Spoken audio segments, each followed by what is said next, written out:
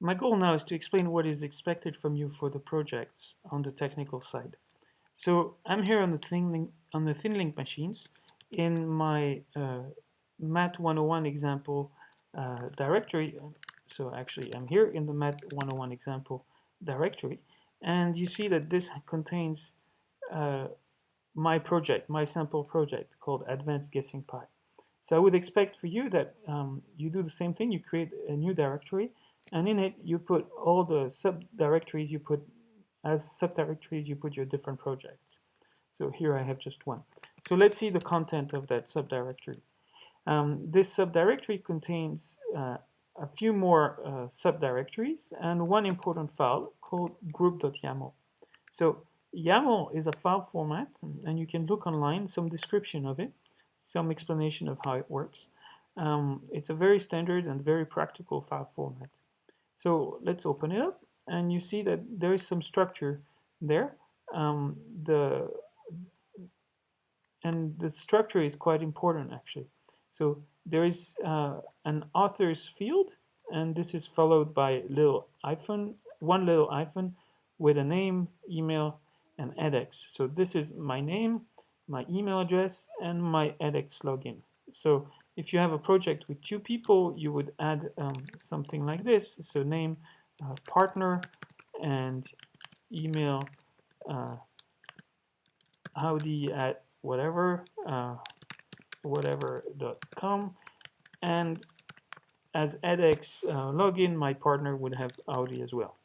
So now we're two partners on this thing, and okay, so this is the author field, and then there's the content field, and the content field is a bunch of hyphens because this is really a list of things in order. And first there's going to be an HTML file, and then another file, a generic file, and then some sources. And you see that each time there is a path leading to another file. So let's see how this works. Here in the subfolder, I had explanations, and explanations contain Monte Carlo.html.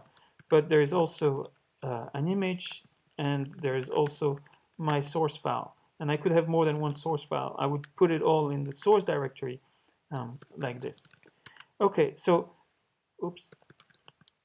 So the group.yaml file contains actually information referring to that content and telling Mat 101 presenter um, how to structure this presentation.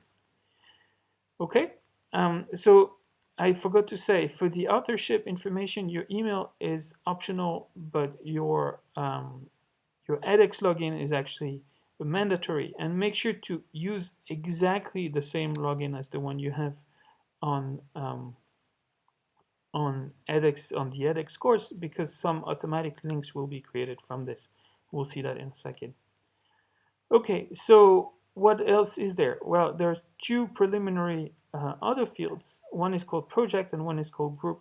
Maybe the names are not the best, but the idea is that this would tell which project this is for. So here it's not even a real project because it's just an example, but for the first project you would have project A here. And this is, you have to have project A here, and later on you will have to have project B, and so on. But meanwhile, for this particular case, I have example projects. And then for the group, well, the group you can choose. You can choose whatever you want, and well, whatever title you want for your project. So in my case, it's Pi and Monte Carlo.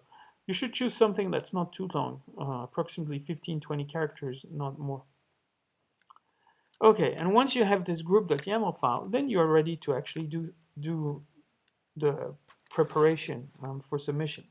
So you see I'm here in this folder. I go back down one folder, so now I see Advanced Guessing Pi. And on the ThinLink machines, Mat 101 Presenter is actually already installed. So all you have to type is mat101-presenter.py and then Advanced Guessing Pi /.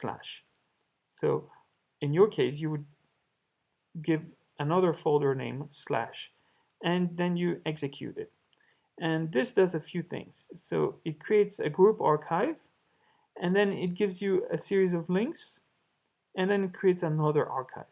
So basically, it gives you a series of links and it creates two different archives. So let's see the two different archives here that are created: advancedguessingpi.tar.gz and toimport.tar.gz. So the links you can immediately test. You should click on them or you should open them in your browser.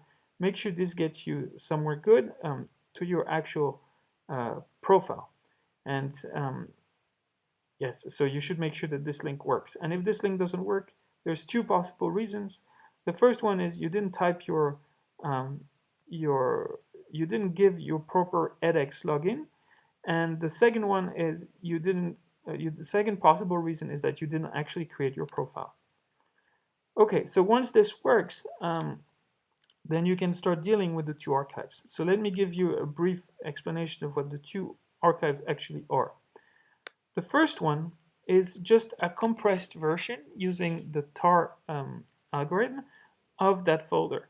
So it's just taking all that folder and packaging it into one file in a tar.gz file. The second one is doing something much more complicated. So the second one takes all your input, all those different things, converts it to another format, XML, and this format speaks to edX. edX can use that new format, that XML format, and then it takes all those files in this XML format and compresses it into just one file, for convenience if you want. So now we have two compressed files, and the point of the second one is that this can be imported into edX, and this is just for you to test, actually, for you to test that things work as you want. And this first one here is the one that you actually need to get to me. And the reason you need to get to me this one is because I'll take it, I'll uncompress it, so I'll go back to this original folder, I'll add a bunch of other folders, one for each new group of students, and with all those different folders, then I can myself create just one big XML file that will create one big presentation course for everyone. Now you shouldn't be concerned about that part. What you should be concerned about is that this part works as intended. So let me show you how you can test it. So if you open a browser on the side and you go to an edX sandbox, so in this case, I'm using an edX sandbox that's outside of the Math Institute, but I'll give you another option inside the Math Institute. So I'll give you the links alongside this video. Then this edX sandbox actually has two different parts.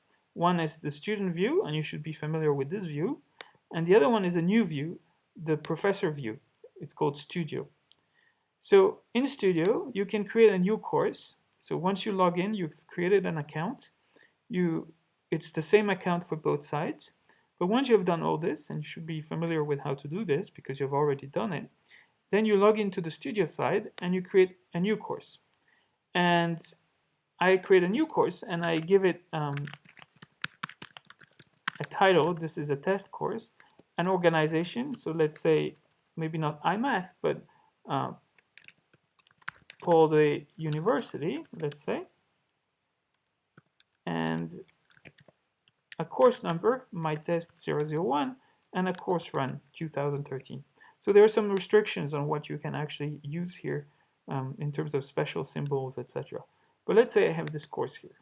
So I created, and some course is created, and you see this information here, but it's completely empty. So now you want to import, so you go to Tools, Import, choose File, and you import the file that's called toimport.tar.gz. And I replace my course with the above one, and your import was successful. So great, now I have a course that has been populated with my example project. So if I go on the student side, and I do Find Courses, then I can look for, oops, that's not what I meant to do. Okay, so I can look for my new course, and it's going to be here. So, oh, is it? No, it's here. Right, I had previous examples. So it's Paul-Olivier University, my test 101. So let's see it. So I'm already registered because I'm the one developing the course. If you're doing it with other people, they'll need to sign up for this course because one account creates and then the other join as students. And then I go to the courseware, and now I see that I have a course here with, or a component of a course with my description of my project and different components. So the explanation, the image, and then the source file. And even a discussion at the bottom, so the students will be able to comment on each other's submission. And here you see that I have a link to my email address. You can see it at the bottom, and also a link here to the wiki, actually on the original edX site, but I would need to log in to see it here. So if I see it, I can access here, and I see the, okay, so I have to go back a few steps now that I'm logged in.